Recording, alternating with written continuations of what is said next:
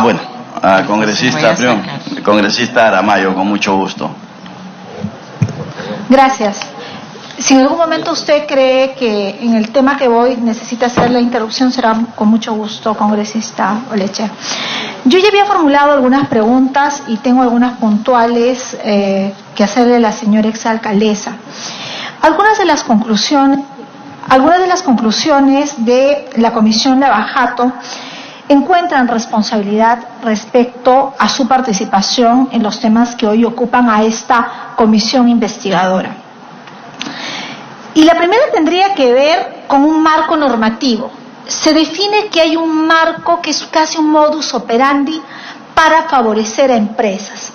Este marco normativo puede ser un marco normativo nacional a través de decretos supremos, resoluciones ministeriales, pero también podría haber un marco normativo desde la Municipalidad Metropolitana de Lima. ¿Conoce usted qué normas se dieron en su gestión para que no sea vigente el contrato de concesión y para que sea esta nueva acta de la cual después se desprenden estas adendas fue dado durante su periodo, por favor? Para que conteste. Todas las adendas se regulan de acuerdo al contrato firmado, un contrato que se firma bajo la normativa del Decreto Legislativo 1012. No hay ninguna norma municipal específica distinta a la norma del Estado peruano que regula este tipo de procedimientos al interior de la institución municipal. La Municipalidad de Lima no tiene normas diferentes de aquellas que establece el Decreto Legislativo 1012. Sin embargo, y como ocurre en el escenario nacional, también hay un control de la gestión ejecutiva local que vendría a ser la que cumple el Consejo Municipal. Hubo la solicitud de requerimiento de información de este proceso de negociación entre la Municipalidad Metropolitana de Lima, el acta posterior, el tema de las adendas.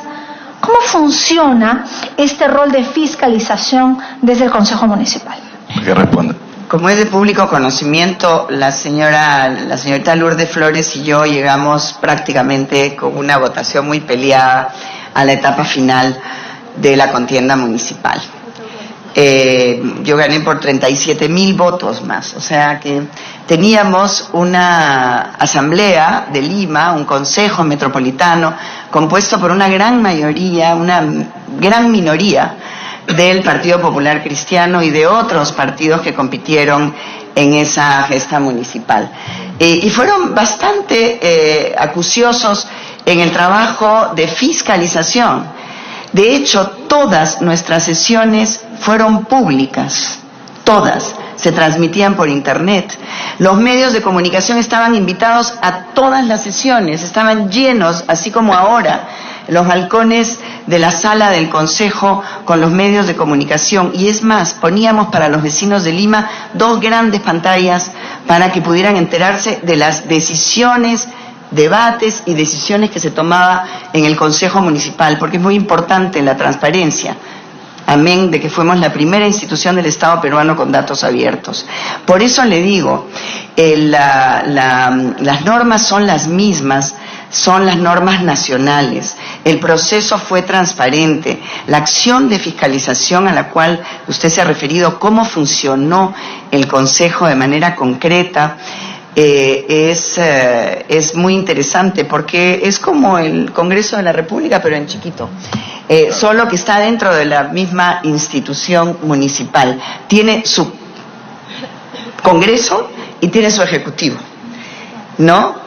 Y entonces, en el caso de la gestión que me correspondió a mí liderar como alcaldesa, sí tuvimos una acuciosa, repito, fiscalización de los hechos.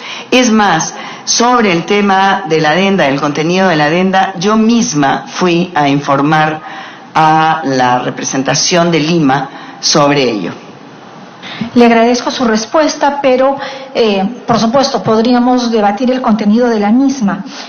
Queda claro que el Consejo Municipal no preguntó, no incidió y todo era transparentado a través de participación ciudadana, redes sociales y otros mecanismos que usted establece.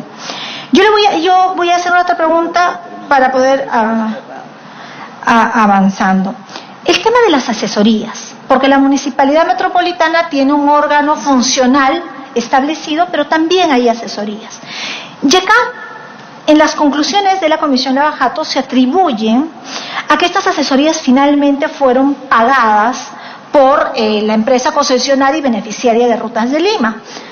Y por eso esas asesorías influenciaban o eran tendenciosamente direccionadas. Dice, las asesorías externas contratadas formalmente, porque ustedes las contrataban, por la Municipalidad Metropolitana de Lima fueron finalmente pagadas por la concesionaria. ¿Cómo se entiende que yo contrato y le paga la concesionaria? De ello se desprende, dice, un direccionamiento a favor de la concesionaria, en la evaluación de condiciones de iniciativa privada, de ingeniería, porque eran diversas consultorías, ingeniería, legales, financieras, sociales, medioambientales. En otro extremo, el informe es mucho más preciso, incluso cita nombres de funcionarios. Fíjese usted, la participación de diversos estudios de abogados habría servido para allanar el camino de los consorcios brasileños para hacerse cargo de las concesiones, más allá de los intereses del Estado. Señor, no puede usted sustituirse. No puede sustituirse. La contratación por parte de la Municipalidad Metropolitana de Lima, y hace referencia a través suyo, señor presidente, a la exalcaldesa. Dice, el estudio Rebasa, el estudio Alcázar, el estudio de las casas de evaluación para legal iniciativa privada presentada por Odebrecht habría beneficiado al consorcio Líneas Viales de Lima, al tener como consultor externo nada más y nada menos que el abogado Fernando Antonio Ocampo Vázquez, quien en ese momento era además directivo de la empresa Rutas de Lima. ¿No se dio cuenta cuál fue el mecanismo por el que yo contrataba, pagaba, OAS? Había informes que podían incidir porque los informes son vinculantes, me permiten a mí tomar decisiones. ¿Cómo fue que funcionaba este tema de las consultorías y los estudios de abogados poco parciales según lo que dice en sus conclusiones en el 1.14, conclusiones y 1.8 referido al proyecto Línea Amarilla, por favor? Para que conteste. Bueno, son los resultados y conclusiones de una comisión del Congreso, no son hechos contrastados ni corroborados. Esas conclusiones las tomo.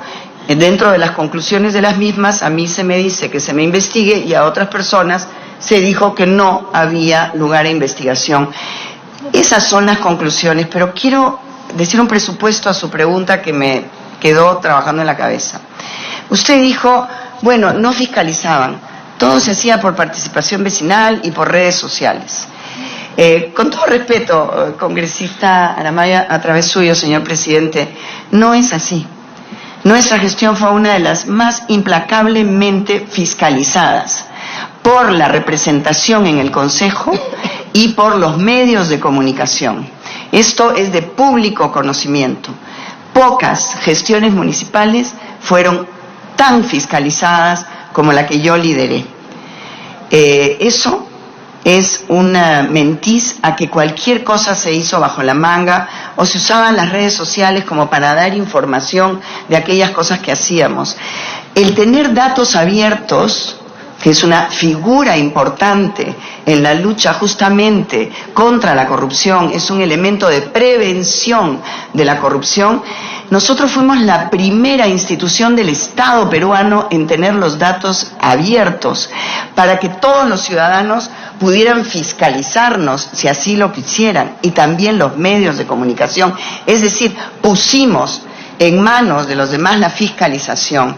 Sobre las consultorías, esas son evidencias que debe tener la comisión Lavallato, presidida por la señora Bartra, si mal no recuerdo, que son responsabilidad de ella.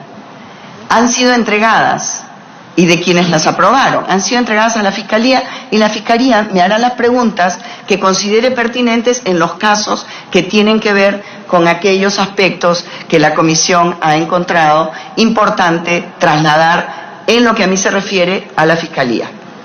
Quiero comunicarle a los señores congresistas que también se encuentra esperando el señor José Miguel Castro Gutiérrez. Él es el ex gerente municipal de la Municipalidad Metropolitana de Lima. Muchas gracias, presidente. Si tuviera la gentileza, la exalcaldesa, de citar cuáles son los mecanismos de control ex ante o posterior que hace el Consejo Municipal. Si no lo tiene ahora, que se nos pueda hacer llegar en su debida oportunidad para poder merituar la aguda labor de fiscalización que habrían desarrollado. Sí, señor presidente, le quiero decir que todas las comisiones dictaminadoras o no dictaminadoras del Consejo Metropolitano han sido las que han realizado su trabajo. Todas han sido pluripartidarias, algunas con presidencias de la oposición a nuestra gestión, por eso es que ha habido fiscalización, y han sido responsables de hacer la investigación ex ante cualquier tema que se lleve a la aprobación del Consejo en el Pleno, ya sean concesiones, ya sean medidas de otra naturaleza que se le pida al Consejo aprobar. Para que redondee su pregunta, congresista Aramayo. Gracias, presidente. ¿Cuál fue la opinión o el pronunciamiento del Consejo Municipal a la señora Susana Villarán respecto a la inclusión de una cláusula en el contrato de concesión que permitía la venta del 25% de acciones del socio estratégico reservadas, señor presidente, como garantía durante la etapa constructiva y que facilitó la construcción de OAS, que la constructora OAS Limitada vende el 100% de sus acciones a la empresa Línea Amarilla? ¿Qué proyecto se refiere, congresista? Estoy hablando de la Línea Amarilla, presidente. Le agradezco la pregunta. No he terminado la pregunta. Ya. Sin haber concluido las obras. Porque a través de la inclusión de esta cláusula, aparentemente, se habría facilitado un hecho que después resulta perjudicial. Finalmente, en diciembre del año 2016, en medio de problemas legales que afrontaba el presidente del grupo OAS y varios miembros del grupo, se transfiere el total de las acciones de la sociedad de la empresa a los capitales franceses, cuando las obras obligatorias seguían en construcción. Esta transferencia de accionariado habría perjudicado el proyecto Línea Amarilla. ¿Qué dijo en su labor de fiscalización el Consejo Municipal o qué medidas, a través de qué otros órganos de control, se llevaron adelante en la Municipalidad Metropolitana? Era un consejo que no era el consejo que fue elegido junto conmigo cuando en octubre del 2010 se nos entregó la confianza del voto popular para regir entre el 2011 y el 2014. Se trataba de un proceso que se llevó a cabo en la gestión del señor Luis Castañeda Locio, que, como ha dicho el señor presidente, va a participar acá y la pregunta es pertinente para él, al igual que las otras dos adendas que se le hizo al proyecto Línea Amarilla, que se dieron durante su gestión y que canjearon el proyecto Río Verde por un bypass en 28 de julio para meter más automóviles privados al centro histórico, o para también canjear los dos viaductos, el de San Juan del Lurigancho y el de Las Palmeras, que constaban en la adenda número 1, por el financiamiento del puente Bella Unión, que ya tenía estudio de ingeniería, es decir, ya tenía presupuesto adjudicado cuando nosotros nos fuimos. Entonces, esas son preguntas que corresponden al señor Luis Castañeda, no a mí. Congresista Olechea.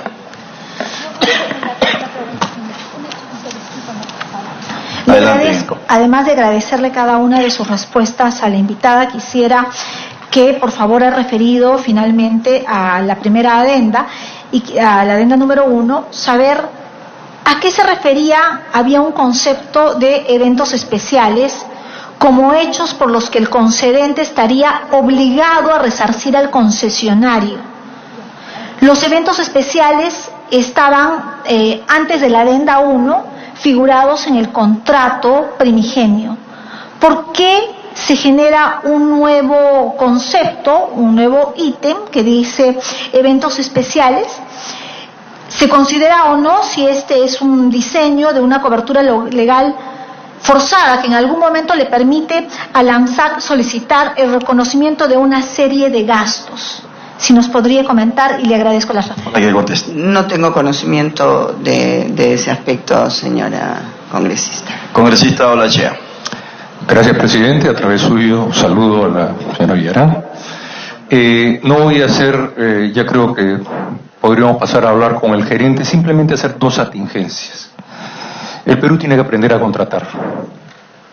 No va a haber plata, no va a haber plata. Una cuestión, si nos damos cuenta, en gastos corrientes el país ha aumentado de 21.000 millones de soles, hará más o menos 10 años, a 57.000 millones de soles en gasto corriente.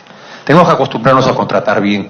No es problema del sector público. No acordémonos las dos primeras personas señaladas como que faltaron y delinquieron en obra pública, fueron el señor Luyo y el señor Cuba, en obra pública. O sea, el problema está cómo contrata el Estado. Eso hay que comenzar a revisarlo de una manera definitiva. Eso es una pena que las cantidades de dinero que se han gastado y tenemos la sensación que nada ha funcionado. Otra cosa que sorprende mucho, y es un tema que seguiremos averiguando, y esa es la última tingencia que hago, es que para todo el periodo siempre había 1.3 ganadores de todas las obras. Ese ha sido el promedio de los últimos 7 años. Es otra cosa muy extraña. Otra cosa muy extraña, en todos los países de Sudamérica han sido 4 los postores. O sea, también tenemos un sistema de licitaciones pésimamente mal estructurado y tenemos los problemas que tenemos. Todas las regiones, presidente, que estamos visitando, 75% de su presupuesto es gasto corriente. Con eso no va a haber inversión. O sea, tenemos que cambiar la forma en que trabaja el Perú. Y acabamos de escuchar hoy en la mañana que la recaudación fiscal es 101.000 millones de soles. El presupuesto es 170. ¿De dónde sale la diferencia? Entonces tenemos que comenzar a pensar bien qué estamos haciendo.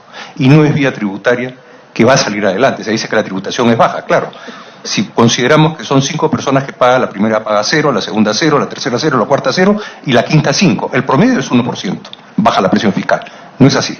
Entonces yo creo que estamos con unos conceptos bastante extraños y me hubiese gustado preguntar una serie de temas contractuales, pero ya lo haremos con el gerente y agradezco mucho al presidente y agradezco la presencia de la señora. Gracias a usted, congresista Olachea. Un comentario. ¿Quiere comentar? Adelante. Creo que toda esta situación que estamos viviendo sí nos hace ver en el largo plazo, ¿no? O sea, mirando hacia atrás y mirando hacia adelante, que hay muchas cosas que debemos cambiar.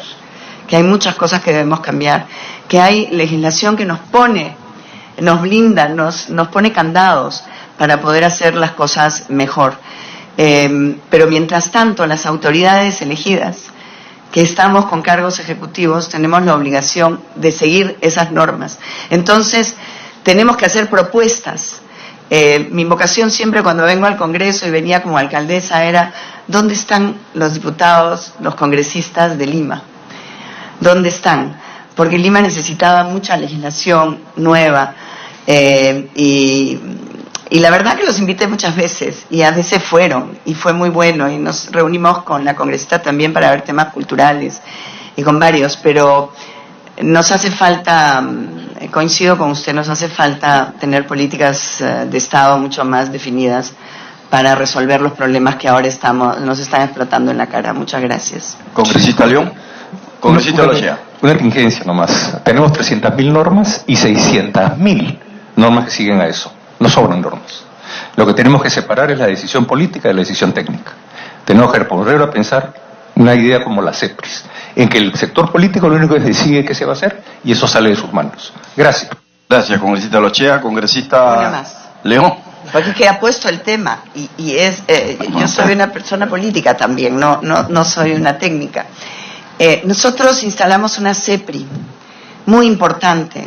Habían personas que venían desde la experiencia, técnicas todas, pero que venían de distintas vertientes partidarias, ideológicas, etcétera. Buscamos a los mejores para que el contrato de Javier Prado, que no va a tener ninguna solución en nuestra ciudad si no se realiza el contrato que firmó Alberto Andrade con Grani Montero y Bancí en ese momento, hace ya más de 20 años, pudiese ponerse al día la información e iniciar con una CEPRI dirigida por Luis Yulfo, que todo el mundo conoce sus calidades, e integrada por personas, de gran calidad. Lamentablemente, en el 2015 ese proceso se paró. Esas son las cosas que tenemos. Voluntad política y capacidad técnica tienen que ir de la mano. Congresista León. Gracias, presidente. Para que nos responda, por favor, sobre este tema. Cuando se inauguró el último peaje que está debajo del río Rímac, se completaron 18 estaciones de peajes existentes en solo Lima Metropolitana. 6 de 25 en 25 kilómetros en la línea amarilla, 12 en 115 kilómetros en Vías Nueva de Lima.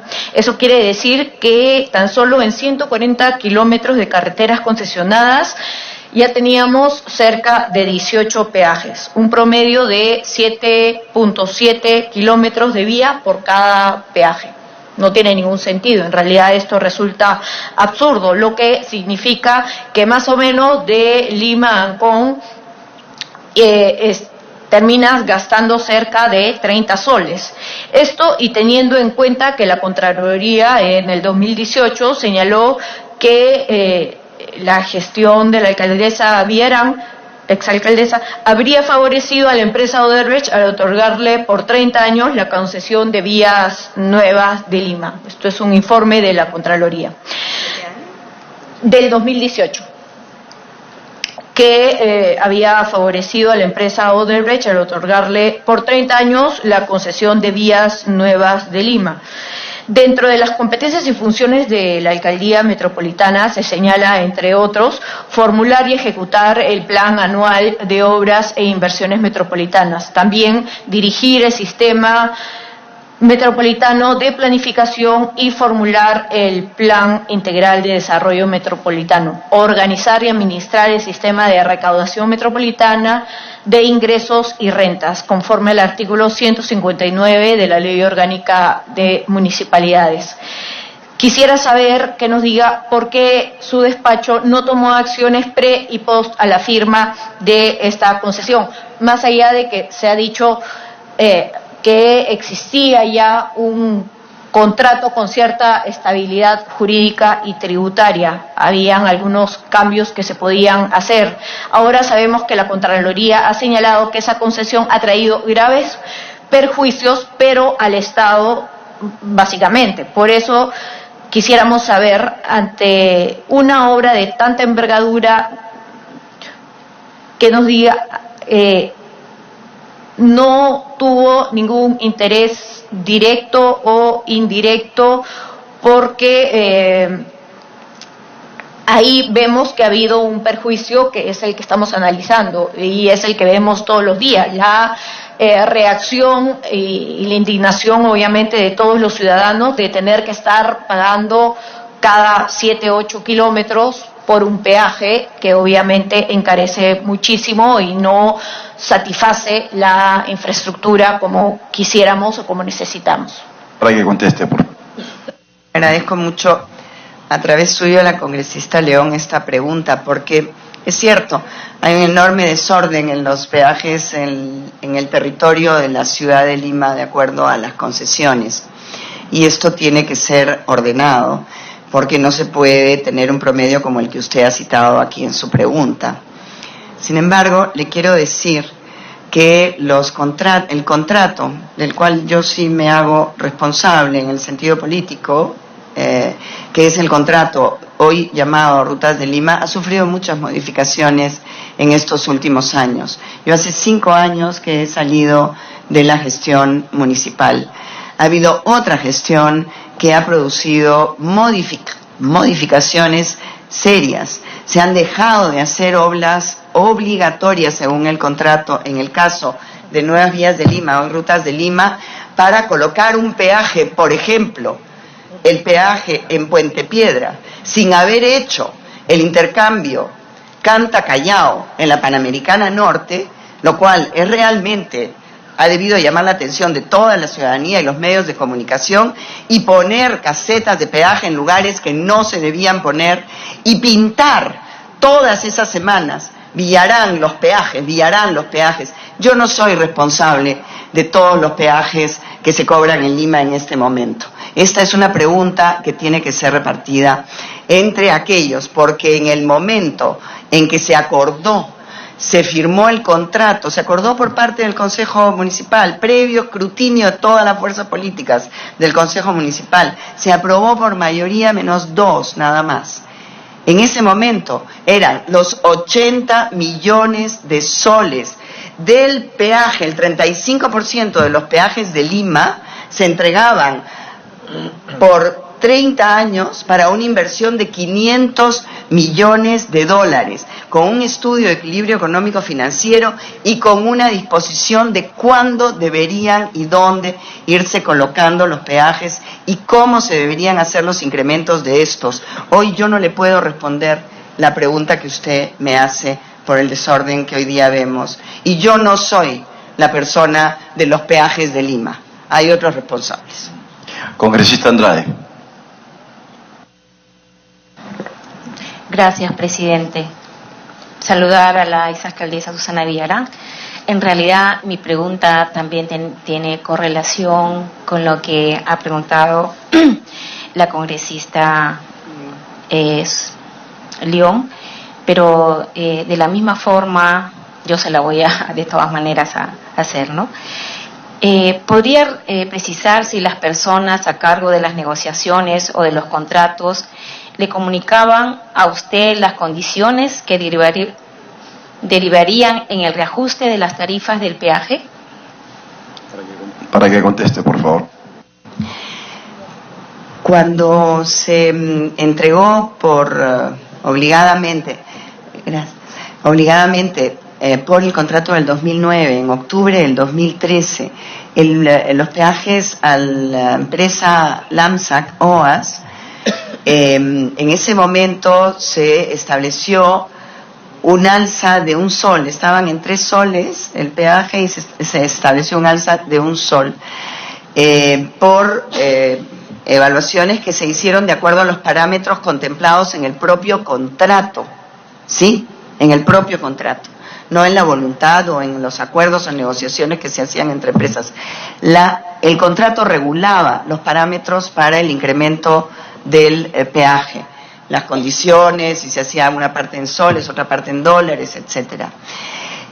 Adicionalmente, como producto del trato directo en el marco del contrato de Vía Parque Rímac, para nosotros siempre será así, ahora Línea Amarilla, se incrementó 50 céntimos a finales del 2014 y 50 céntimos al 2016.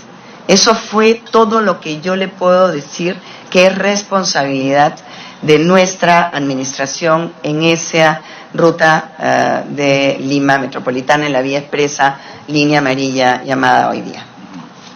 Bien. ¿Otra pregunta? No, presidente, porque ya la exalcaldesa ha especificado bien cuál es la negociación que ella dejó pendiente, porque si no, de lo contrario, viendo ahora en estos momentos, podríamos haber podido analizar cuál era el impacto social que iba a tener, pero usted acaba de manifestar solamente un aumento mínimo en cuanto a 50 céntimos nomás. Congresista Andrade, yo le agradezco lo que se llama el impacto social, muchas veces no lo vemos, ¿sí? Yo vivo en este momento en Lurín y trabajo en Villa El Salvador. Normalmente me movilizo en transporte público. En la Panamericana Antigua no hay corredores, ¿no es cierto? Hay combis, hay coasters que se caen de viejas. Y hago 3 conexiones para llegar a Villa El Salvador, donde trabajo. A veces, al regresar de noche, porque hay reuniones en la comunidad, tengo que tomar un taxi, uno de estos aplicativos, para no hacerle propaganda a ninguna de ellos. Y de Villa El Salvador, contigua, limítrofe, a Lurín, se tendría que pagar 5 soles y medio. 5 soles 50. Y yo me vengo por la Playa San Pedro, tenemos que tener rutas alternas también. El impacto es muy fuerte, pero si hoy día tuviésemos en la Panamericana Norte evitamiento y la Panamericana Sur el corredor número 1, cuyo contrato quedó después de mi gestión junto a los otros corredores complementarios de buses nuevos, con gas, con tamaños que iban de 9 a 24 metros articulados, accesibles, modernos, con empresas, con trabajadores en planilla, yo me podría movilizar, que uso el transporte público porque no tengo automóvil privado, en uno de esos buses, y 900.000 viajes diarios se harían, y ese es el impacto social que yo reclamo como ciudadana de Lima hoy día, ciudadana de a pie. Muchas gracias. Como última pregunta, usted ha indicado que debido al convenio de estabilidad jurídica suscrita con Línea María SAC el 5 de noviembre del 2010, fue impedida de modificar el contrato de concesión en la parte referida al plazo por la entrega de la explotación del peaje. ¿Podría indicarnos en qué parte del convenio se indica que existe la imposibilidad de modificar el contrato de concesión? No en este momento, pero le puedo acercar en qué parte del contrato. Al tener estabilidad jurídica, un contrato es muy difícil de modificar las partes pétreas de ese contrato, entre los cuales están las ganancias, como usted sabe, ¿no? Ese es todo un tema. No se pudo modificar. De hecho, en ese contrato del 2009 se incumplió una decisión del Consejo Metropolitano, como he explicado anteriormente, de que fuera el 70% de avance el que permitiese empezar a cobrar el peaje. Muchas gracias. Gracias también. Quiero manifestar a la opinión pública que el señor José Miguel Castro Gutiérrez ha estado aquí esperando hasta las 13:15, pero nos ha indicado que tenía que retirarse por tener asuntos pendientes en el Ministerio Público, por lo tanto ha pedido la reprogramación, ¿no?, para la próxima semana. También para aclarar un equívoco de mi parte, el exalcalde Castañeda está citado para este viernes 10 de mayo. Agradecemos la presencia de la señora Susana Villarán de la Puente por su presencia en esta comisión, y siendo las 1:38 de la tarde, se levanta la sesión. Muchas gracias. Muchas gracias, señor presidente. Muchas gracias a los congresistas. Bien, se levanta la sesión de la Comisión de Defensa del Consumidor, donde se presentó la exalcaldesa de Lima, Susana Villarán.